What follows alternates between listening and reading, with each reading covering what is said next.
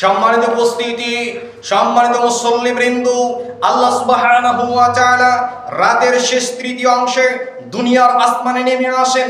নেমে এসে বলতে থাকেন, ইয়াকুলু মায়াদুনি ফাস্তাজিবা লাহু ওয়া মায়াসআলুনি ফাউতিয়াহু। মহান আল্লাহ বলেন, আমার কোন বান্দা আছো, আমার কোন বান্দী আছো, ওঠো আমার কাছে চাও, তুমি যা চাইবা আমি আল্লাহ তোমাকে তাই দান করব। তুমি কি অসুখে ভুগতেছো, অসুখ বিসুখে ভুগতেছো, আমার কাছে শিফা চাও, আমি আল্লাহ তোমাকে শিফা দান করব।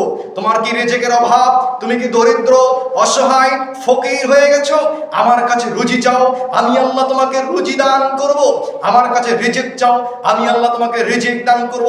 আল্লাহ সুবহানাহু ওয়া তাআলা দুনিয়ার আসমানে নেমে এসে ডাকতে থাকেন। ওই সময় মানুষ ঘুমিয়ে থাকে, নাক ডেকে, মনে হচ্ছে যেন ট্রাকের ইঞ্জিন ফেল। ওই সময় মানুষ নাকের ডাকাডাকি উঠে যায়, মানুষ আল্লাহকে ডাকতে পারে না। আল্লাহ মানুষকে ডাকছেন, ওই সময় উঠে মানুষ আল্লাহকে ডাকে না। জোরে বলেন ঠিক কিনা?